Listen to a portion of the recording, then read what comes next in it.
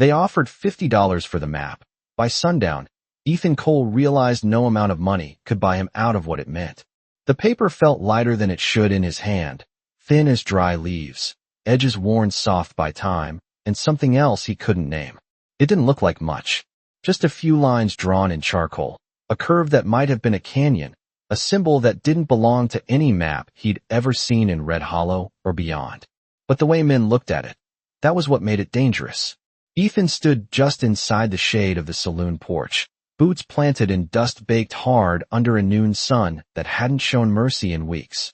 Across the street, 3 men argued in low voices, their hats pulled down, eyes scanning every passerby like they were counting breaths. One of them held up a crumpled poster nailed crooked to a post. Map of Apache routes, reward. The ink was still fresh. The number had already been scratched out once and written again higher. $50 now. Enough to buy a horse, maybe 2. Enough to make a desperate man forget his better judgment. Ethan didn't move, didn't blink. Just let the heat settle into his bones and the weight of the paper sit against his palm like it had chosen him instead of the other way around. He hadn't gone looking for it. That was the truth he kept repeating, quiet and steady, like it might matter later. It had come to him.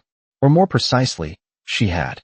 He could still see her standing at the edge of town that morning, where the road thinned into scrub and silence. Dark hair pulled back, eyes steady in a way that didn't ask permission. Most folks avoided her. Not loud about it. Just enough distance to make a point. Out here, people didn't always say what they believed. They showed it in how close they stood.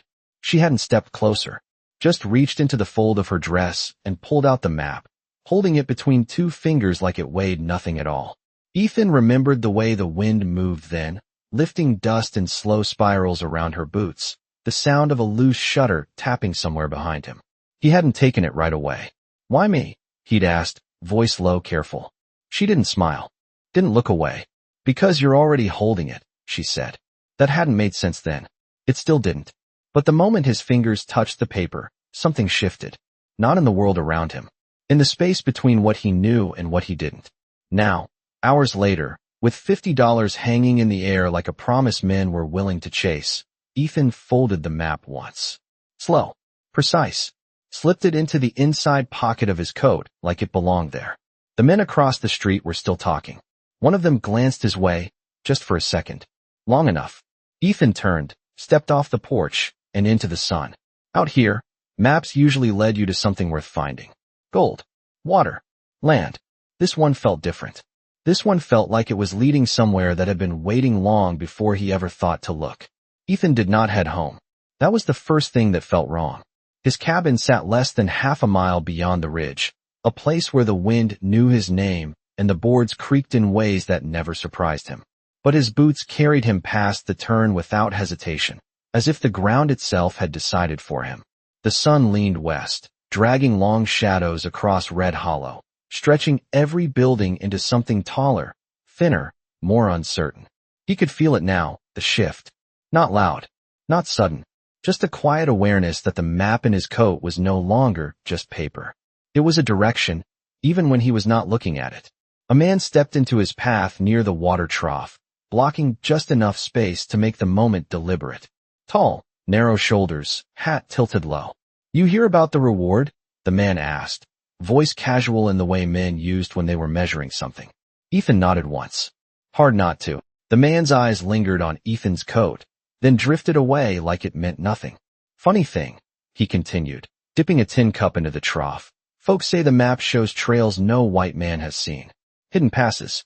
Places that do not exist unless someone shows you how to look. Ethan said nothing. Silence was easier than lying, and out here, it lasted longer. The man took a slow drink, then added, men are already heading out. 5, maybe 6. They figure. If they ride fast enough, they will find it before anyone else does. He paused, then looked back, just for a second. Problem is, maps like that do not lead you to gold. They lead you to people who do not want to be found. The words settled between them like dust. Ethan tipped his hat slightly and stepped around him, continuing toward the edge of town. He could feel the eyes now. Not everyone. Just enough. A shift in posture. A glance held a second too long. Red Hollow was not a place for secrets. Not for long. The buildings thinned behind him, would giving way to open land, scrub brush, and the low hum of insects rising with the heat. His horse waited where he had left it, tied loosely to a post that leaned like it had given up arguing with gravity years ago.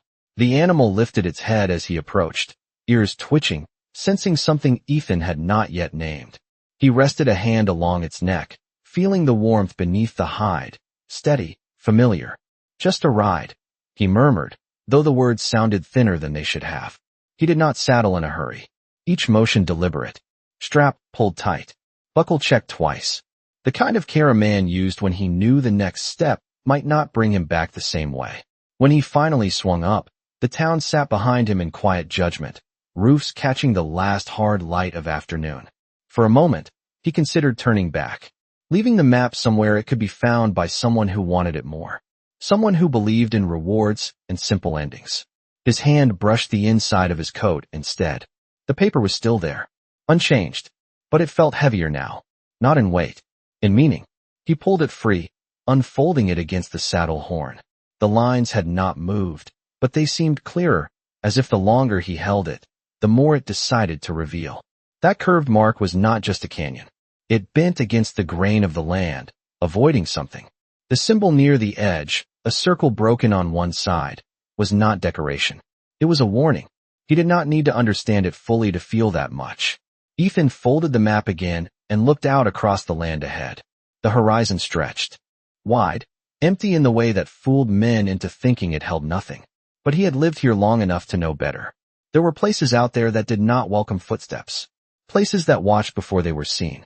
He gave a soft nudge with his heel, and the horse moved forward, slow at first, then steady, carrying him past the last fence post of Red Hollow.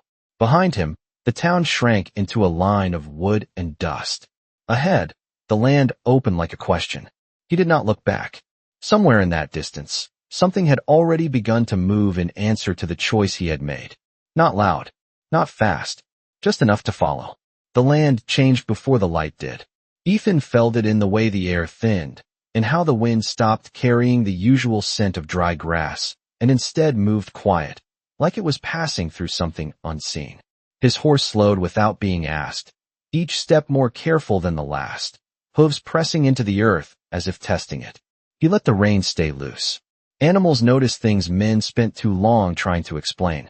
The sun hung lower now, casting a dull amber glow across the open stretch ahead, and for the first time since leaving Red Hollow, Ethan pulled the map out again. Not because he was lost, because something about the land no longer matched what he knew. He unfolded it against his thigh, holding it steady while the breeze tried to tug at the edges.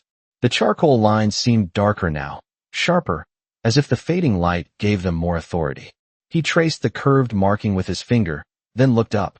A narrow ridge cut across the horizon, low and uneven, the kind most riders would pass without a second glance. But the map bent toward it. Not directly, slightly off, avoiding the obvious path. That was when he understood. The map was not showing where to go. It was showing where not to. Ethan guided the horse to the right, keeping the ridge at a distance, following a line that did not exist except on the paper in his hand. The ground shifted underfoot, from packed dust to loose gravel, then to a stretch of pale sand that held no tracks longer than a minute. No wagon marks. No cattle. No sign that anyone had chosen this direction in a long time. He rode for another mile, maybe two, before he noticed the first sign. Not something loud. Not something clear. Just a small arrangement of stones, half buried, set in a pattern too deliberate to be natural. 3 stacked, one lying flat beside them. He would have missed it if the horse had not hesitated again. Ethan dismounted slowly, boots sinking slightly into the soft ground. He crouched beside the stones, studying them. No markings, no carvings, but they were placed with intention. A marker, not for those who did not know what to look for. He glanced back the way he had come. The horizon was empty. No riders. No dust trails.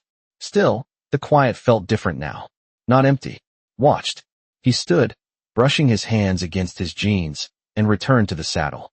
The map stayed folded this time, but its presence pressed against him like a second heartbeat. He followed the invisible line forward, keeping his pace steady, not fast, not slow, just enough to move without announcing himself. The sun dipped closer to the horizon, stretching shadows long across the ground until everything began to look like something else. A rock became a crouched figure. A twisted branch turned into an outstretched arm. The kind of light that played tricks on men who trusted their eyes too much. Then the land dropped. Not sharply, just enough to reveal a narrow path cutting between two rises of stone, hidden until the last possible moment. From a distance, it looked like nothing. Up close, it was a passage. Ethan reined in, studying it. The entrance was no wider than 10 feet, flanked by rock that leaned inward slightly, casting it in shadow even with the sun still above the horizon. No tracks led in. No tracks led out. The sand at its mouth was smooth, untouched, like the wind had decided to erase anything that tried to pass. He sat there for a moment, listening. No sound of water. No birds. Not even the insects that had followed him earlier. Just the faint shift of air moving through stone. His hand moved to his coat without thinking, pressing lightly against where the map rested. The girl's voice returned then, clear as if she stood beside him again. If they find it, they will burn everything. Ethan exhaled slowly, eyes fixed on the narrow passage. This was not a road meant to be found. It was a road meant to be kept. He nudged the horse forward, one careful step at a time, guiding it into the shadow where the light did not quite reach. As the sun slipped lower behind him, the world outside faded, and the path ahead opened into something he could not yet see, only feel. And somewhere beyond that bend, something had already begun to wait. The temperature dropped the moment they entered the passage, not by much, just enough to make the sweat on Ethan's neck turn cool beneath his collar. The light narrowed behind him, shrinking into a thin strip of gold that clung to the edge of the rocks before fading entirely. Inside, the world changed shape. Sound did not travel the same. The steady rhythm of hooves softened, absorbed by the stone walls that pressed in on both sides, and even the wind seemed to hesitate before following him through. Ethan leaned slightly forward in the saddle, eyes adjusting to the dimness, letting his gaze settle on the ground ahead rather than the shadows that moved at the edge of his vision. The path curved gently, never straight, always bending just enough to hide what came next. That was the design, not to guide, but to prevent seeing too far. After a few hundred yards, maybe more, the passage widened just enough for the horse to breathe easier, though the walls still rose high, cutting off most of the sky. Ethan slowed, listening again. Still nothing. No birds, no insects, no distant echo of water. Just that same quiet that felt less like absence and more like restraint, as if the land itself had decided to hold its breath. He reached into his coat, pulling out the map once more, though he already knew it would not show him what lay inside. The charcoal lines ended near the entrance. Everything beyond that had been left blank. Not forgotten. Intentionally omitted. He studied the empty space on the paper for a moment, then folded it back with careful hands. Some things were not meant to be written down. The path dipped slightly, leading them deeper, until the ground beneath shifted again, from loose gravel to something firmer, smoother, worn not by recent travel but by time. That was when he noticed the markings. Faint. At first, lines etched into the rock wall, barely visible unless the light struck at the right angle. He guided the horse closer, reaching out with one hand to trace the surface. The carvings were shallow, deliberate, repeating in patterns he did not recognize but could feel carried meaning. Not decoration, not random, a language without words. He did not try to understand it. That was not his place. Instead, he moved on, following the path as it opened slowly into something wider. The walls began to pull back, not all at once, but enough to let the last of the evening light slip in again, softer now, filtered through a gap above that had not been visible from the outside. The air changed with it. Warmer, lighter, carrying a scent that had not been present before. Smoke. Faint but real. Ethan straightened in the saddle, his hand instinctively resting near the front of the saddle horn, not in fear, but in awareness. He was not alone here. He had not been alone since the moment he entered. He just had not known how close that company was. The path curved one final time, then leveled out, and the space ahead opened in a way that made him draw a slow breath without realizing it. A valley, hidden between the stone rises, stretched out before him, not large, but protected, shaped in a way that kept it invisible from every angle outside. The light here lingered longer, catching on the tops of trees that should not have been able to grow in a place like this, leaves shifting gently in a breeze that never reached the desert beyond. Ethan brought the horse to a stop at the edge, not moving forward yet, letting his eyes take in what lay below. There were structures, low and carefully placed, blending into the land rather than standing against it. Smoke rose in thin lines, steady, controlled. No movement rushed to meet him. No voices called out. Just presence. Quiet, deliberate, aware. He felt it then, the same way he had felt the map before he understood it. This place had been here long before him. Long before Red Hollow. Long before any man had thought to draw lines on paper and call it land. Ethan exhaled slowly, the weight in his chest settling into something steadier, something closer to acceptance than doubt. The girl had not asked him to come here. She had not explained. She had simply given him the choice. And now he understood what that choice had been. Not whether to follow the map, but whether to step into a place where he did not belong and decide what kind of man he would be once he did. He did not ride down right away. Ethan stayed at the edge of the valley, letting the quiet settle into him the same way the desert heat had earlier that day, slow, steady, undeniable. His horse shifted beneath him, not restless, just aware, ears turning toward sounds too soft for him to catch. The valley did not react to his presence the way a town would. No doors opened. No voices called out. No sudden movement to confront or welcome. Just stillness, layered and patient, like it had seen strangers before and learned the difference between those who came with noise and those who came with thought. Ethan finally guided the horse forward, letting it pick its way down the natural slope that curved into the valley floor.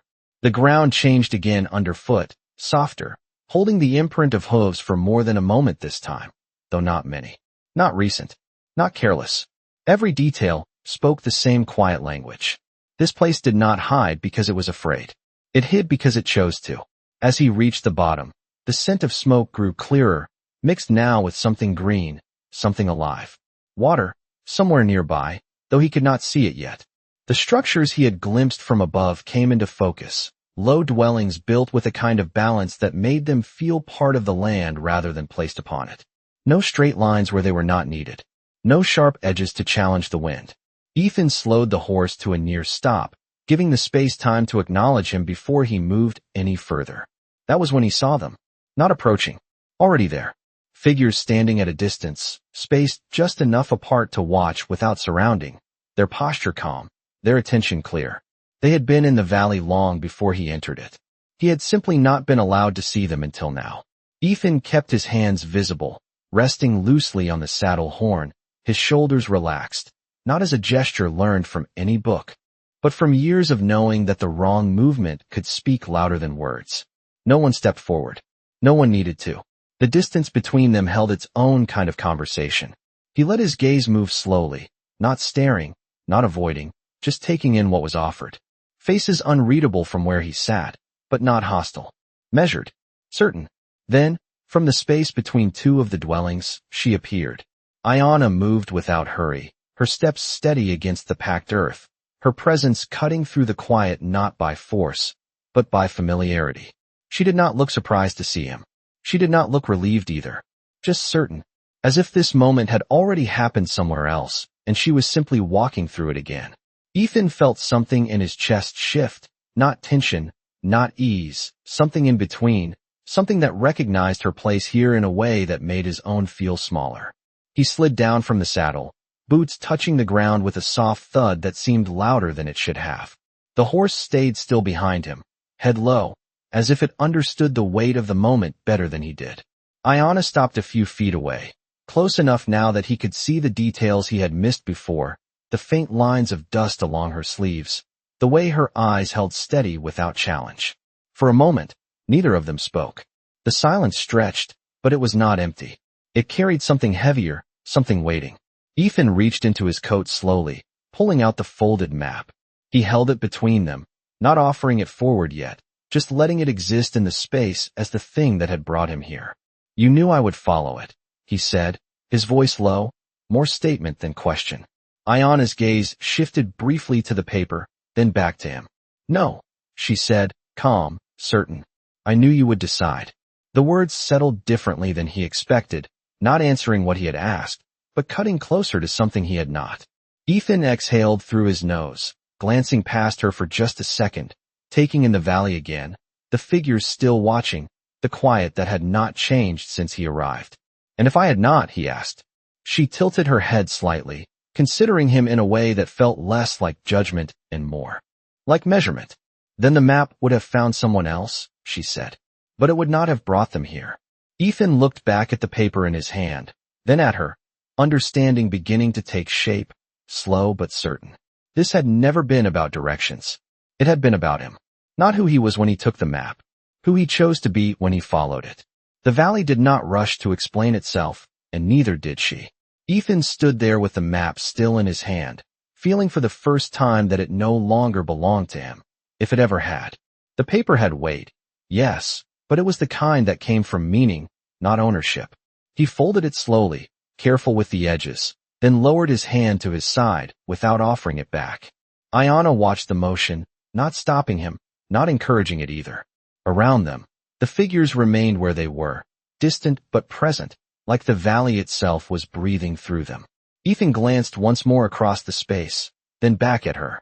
You said they would burn everything, he said. His voice carried quieter now, not because he was unsure, but because the place asked for it. Ayanna nodded once. They will, she answered. No anger, no fear, just certainty. Ethan shifted his weight slightly, boots pressing into the ground that felt steadier than any road he had ridden that day. Then why bring me here, he asked. If this place matters that much, why risk it? The question hung there, simple, but heavier than it sounded. Ayanna did not answer right away. Instead, she turned her head slightly, her gaze moving past him toward the narrow passage he had come through, as if she could see beyond the stone, beyond the miles, to something approaching.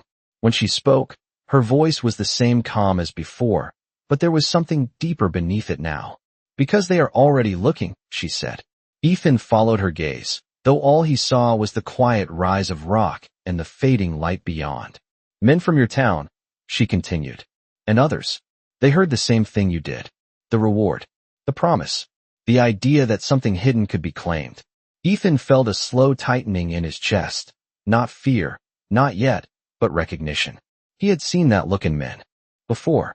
The kind that turned curiosity into certainty and certainty into action. They will not find this place, he said, more to himself than to her. Ayanna looked back at him then, and for the first time, there was the faintest shift in her expression, not doubt, not disagreement, just something that asked him to think further. Not if they follow the map, she said. But men do not always follow what is given. Sometimes they follow what they think is missing. Ethan let that settle. The empty space on the paper. The parts that had not been drawn. He understood now. The map did not protect the valley by hiding it completely. It protected it by testing the one who held it. Most would rush. Most would look for what was not there and miss what was. And you think they will figure that out, he said. Ayanna did not answer with words this time. She simply held his gaze, and that was enough. Ethan exhaled slowly, turning his head slightly, listening. At first, there was nothing. Then, faint and distant, so soft it could have been the wind shifting through the rocks, a rhythm. Not natural, not random. Hoofbeats. Far off, but real. More than one. He did not need to count them to know what it meant. The map had not only brought him here. It had brought others close enough to start asking the right questions. He looked back at Ayanna. Then you should not have given it to anyone, he said. It was not an accusation. Just a truth he was trying to place. She stepped closer then, just one pace, enough to close the distance between them without breaking the quiet of the valley. I did not give it to anyone, she said. I gave it to you. The distinction mattered more than the words themselves. Ethan felt it settle into him, heavier than the map ever had. This had never been about keeping something hidden from the world. It had been about choosing who the world would meet when it came looking. He glanced once more toward the passage, the sound still faint but growing, then back at her. What happens when they get here? He asked. Ayanna's expression did not change, but her voice carried a weight now that had not been there before, not louder, just deeper. That depends, she said, on whether you are still holding the map when they arrive. Ethan looked down at his coat, at the place where the paper rested just beneath the fabric, then back up at her. For the first time since he had stepped into the valley, the choice in front of him felt clear. Not easy, but clear. The sound carried differently now that he knew what it was. Not just a rhythm, but intent. Hoofbeats, spaced unevenly, rising and falling against the stone walls beyond the passage, echoing in a way that made them seem closer than they were. Ethan did not turn immediately. He let the sound settle into the valley, watched how it moved through the air without disturbing anything else. The figures in the distance did not react. No one rushed. No one reached for anything. The quiet held. That told him more than the sound itself. These people had heard riders before, many times, and they had learned not to answer noise with fear. Ethan's hand moved slowly to his coat, fingers brushing against the folded map beneath the fabric. He did not take it out yet. Not because he was unsure, because the moment had not fully arrived. He looked at Ayana instead. She was watching him now, not the passage, not the valley, just him. Waiting, not for what he would say, but for what he would choose. How many? He asked, his voice low, steady. Ayana did not glance away. Enough to believe they deserve what they find, she said. Ethan gave a small nod, the kind a man made when he understood something without agreeing with it. He turned then, finally, shifting his body to face the direction of the passage. The light had faded further, the entrance now a darker line cut into the rock, swallowing the last of the evening. The hoofbeats were clearer, closer, though still not visible. He stepped forward, one pace, then another, leaving his horse behind without looking back. The ground beneath his boots felt different now. Not just earth, but decision.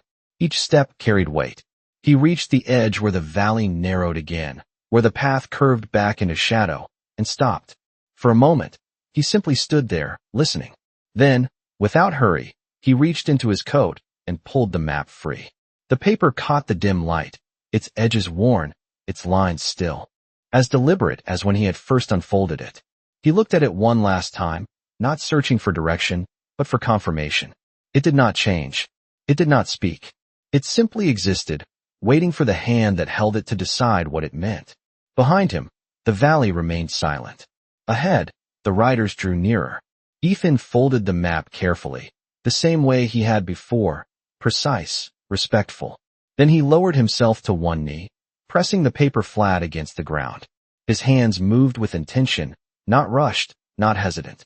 He placed a small stone on top of it, then another, forming the same pattern he had seen earlier in the sand. 3 stacked, one beside them. A marker, not for direction, for meaning. He stood again, brushing the dust from his hands, and took a step back. The map no longer belonged to him. It did not belong to anyone who would follow it for the wrong reasons. It belonged to the land now. Or perhaps it always had. The hoofbeats reached the mouth of the passage, just beyond the bend. Shadows shifted. Shapes began to form where there had been none. Ethan did not move. He stood in the open, not blocking the path, not inviting it either. Just present. The first rider appeared slowly, horse stepping into the narrow light, breath visible in the cooling air. The man in the saddle leaned forward slightly, eyes scanning, searching for something he could claim. His gaze found Ethan, then moved past him, toward the valley that still hid itself just beyond sight. You see anything? The man called out, his voice carrying the rough edge of expectation. Ethan did not answer right away. He let the question hang, let the silence shape it into something else. Then he shook his head once, slow, certain. Nothing out here, he said. The words were simple, plain, but they settled differently in the space between them. The riders studied him, measuring, the way men did when they thought there might be more beneath what they were shown. Behind him, more figures gathered, their outlines shifting in the dim light, waiting for a reason to move forward. Ethan held his ground, his posture unchanged, his gaze steady but not challenging.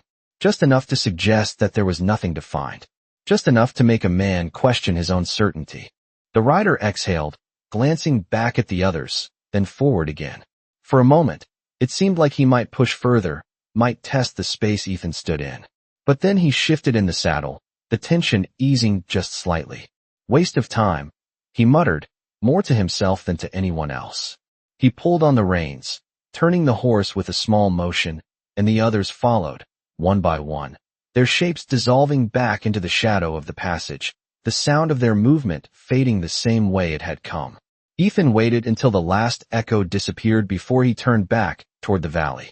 The quiet was still there, unbroken, Ayana stood where he had left her, her eyes on him, not surprised, not relieved, just understanding. Ethan glanced once at the stones he had placed, the map hidden beneath them, then back at her. Out here, some things were not protected by walls or weapons. They were protected by the choices of the one man who decided to stand in the right place and say nothing at all. The valley did not change when the riders left. That was the first thing Ethan noticed as he stepped back from the passage and let the silence settle again. No shift in the air. No movement rushing to fill the space they had almost taken. Just the same steady presence, like the land had never doubted how the moment would end. He walked slowly back toward where Ayana stood, his boots pressing into the soft ground with a weight that felt different now. Not heavy, just certain. Behind him, the passage returned to shadow, the last trace of hoofbeats fading into something that no longer belonged to this place. He stopped a few feet from her, not speaking right away. There was no need to explain what had happened. The valley had already understood. Ayana's gaze moved briefly past him, toward the place where the map now rested beneath stone, then returned to his face. For a moment, neither of them spoke. The quiet stretched, but it no longer carried tension. It carried recognition. They will come back, Ethan said finally, his voice low, not as a warning, but as something already decided. Ayana nodded once. Yes, she said. But not today.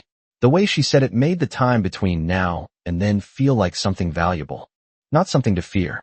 Ethan glanced across the valley again, taking in the shapes of the dwellings, the thin lines of smoke rising steady into the evening air, the figures who had not moved but had never stopped watching. And when they do? He asked. Ayana stepped closer, just enough to close the distance that had remained between them until now. Her voice, when she spoke, carried something deeper than before, not louder, just grounded. Then they will meet what you chose, she said. Ethan let that settle, feeling the truth of it more than understanding it. He had not hidden the valley with force. He had not defended it with anything that could be taken or broken. He had simply stood in the right place and decided what would be seen and what would not. That was something no map could teach. Ayana reached into the fold of her sleeve then, her movement slow, deliberate, drawing his attention without urgency. From within, she pulled a small object, wrapped in worn leather, tied with a thin cord that had been handled many times. She held it for a moment, then extended it toward him. Ethan did not take it immediately. He looked at it, then at her, waiting. This is not a map, she said quietly. It does not show you where to go. Ethan's brow tightened slightly, not in confusion, but in the kind of focus that came when something mattered more than it first appeared. Then what is it? He asked. Ayana's eyes held his, steady, unwavering. It is what remains when a path is no longer needed, she said. The words did not explain the object, but they gave it weight. Ethan reached out then, taking it carefully, feeling the texture of the leather beneath his fingers, worn smooth in places, rough in others. It was light, lighter than the map had been, but the way it rested in his palm carried something that the paper never had. Not direction, not instruction, memory. He untied the cord slowly, unfolding the leather just enough to see what lay inside. A small piece of stone, polished by time, etched with the same markings he had seen along the passage walls.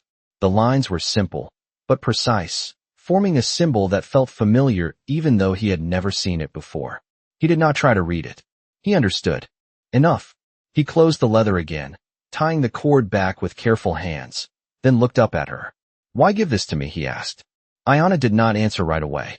She glanced past him once more, toward the place where the map now lay hidden, then back to him. Because you left something behind, she said. And not everyone knows how to do that. Ethan let out a slow breath, the weight of the moment settling into him in a way that felt final without ending anything. He slipped the small bundle into his coat, not in the same place the map had been, but close enough to feel its presence.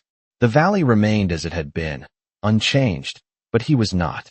He could feel that much clearly now, not in what he had done, but in what he had chosen not to take with him. Ayana stepped back then, the distance returning, but not the same as before. It no longer separated. It defined. You will leave before sunrise, she said, not as a command, but as something already decided. Ethan nodded once. And the path? He asked. Ayana's expression remained calm, certain. You will not need it, she said. Ethan glanced once more across the valley, then toward the passage, then back at her. For the first time since he had stepped into this place, he did not feel like he was standing between two worlds. He felt like he had already chosen which one he would carry with him when he left. He woke before the light reached the valley, the kind of waking that came without sound, without reason, as if something inside him understood it was time before the world said so. The air carried a coolness that would not last, brushing against his skin as he stood and stepped outside the small shelter they had given him without question the night before. The valley still rested in shadow, its edges soft, its shapes quiet, like it had folded itself inward for a few hours of peace. Ethan stood there for a moment, letting his eyes adjust, listening to the absence of noise that had become more familiar than any town he had known. No voices, no movement rushing to begin the day, just the slow, steady breath of a place that did not need to hurry. His horse stood where he had left it, calm, head low, as if it had accepted the valley the same way he had. Ethan moved toward it, resting a hand along its neck, feeling the warmth beneath the hide, grounding himself in something that still belonged to the world he understood. He did not saddle right away. Instead, his hand moved to his coat, fingers brushing against the small leather bundle Ayana had given him. It was still there, unchanged, but it did not feel like something he carried.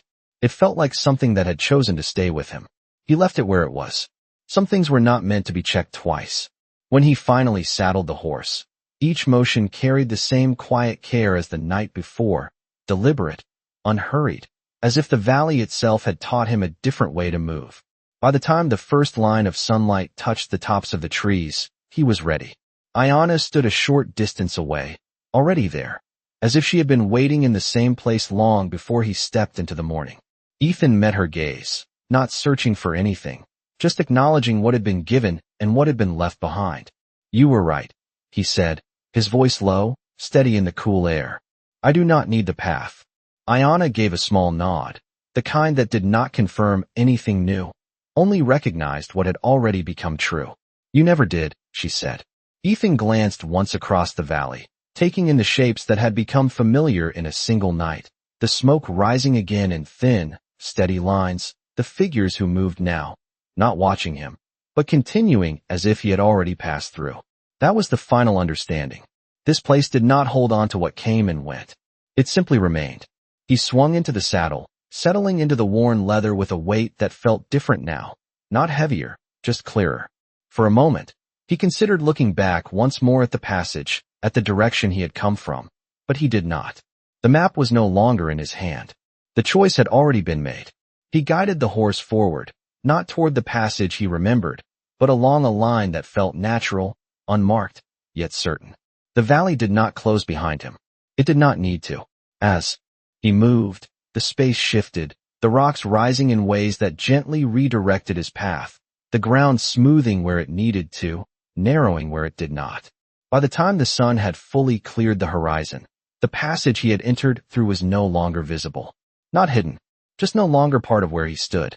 Hours passed before the land began to resemble something familiar again. The open desert returned, wide and unguarded, the wind picking up its usual voice, carrying dust across the ground in thin, restless lines. Ethan did not stop. He rode until Red Hollow appeared in the distance, its wooden shapes cutting against the bright sky, unchanged, waiting in the way towns always did, expecting the world to come back to them exactly as it had left. As he approached, the same men stood near the water trough, their conversation quieter now, their eyes lifting as he rode in. One of them stepped forward, the same man from the day before, his gaze searching, measuring. "You find anything?" he asked. The question hung there, familiar, almost expected. Ethan slowed the horse, meeting the man's eyes without hesitation. For a moment, he said nothing, letting the silence settle the same way it had in the valley, shaping the space between them into something more than words. Then he shook his head once, simple, certain. "Nothing out there," he said. The man studied him, longer this time, as if trying to see past what had been said into something that could not be taken or traded. But there was nothing to find. Not because it was hidden, because it had been left where it belonged. The man finally nodded, stepping back, the tension easing in his shoulders as the promise of something more slipped away. Ethan moved on, guiding the horse through the town, past the buildings, past the voices, back toward the edge where the land opened again. He did not go to his cabin. Not yet. Instead, he rode out past the last fence post, stopping where the horizon stretched wide and empty, the same as it had the day before. Only now, it did not feel empty at all. His hand moved once more to his coat, resting lightly over the place where the small bundle lay. He did not take it out. He did not need to. Out here, not every path was meant to be followed. Some were meant to be understood. And some maps were never meant to lead a man anywhere at all, except back to the part of himself he had almost forgotten how to find.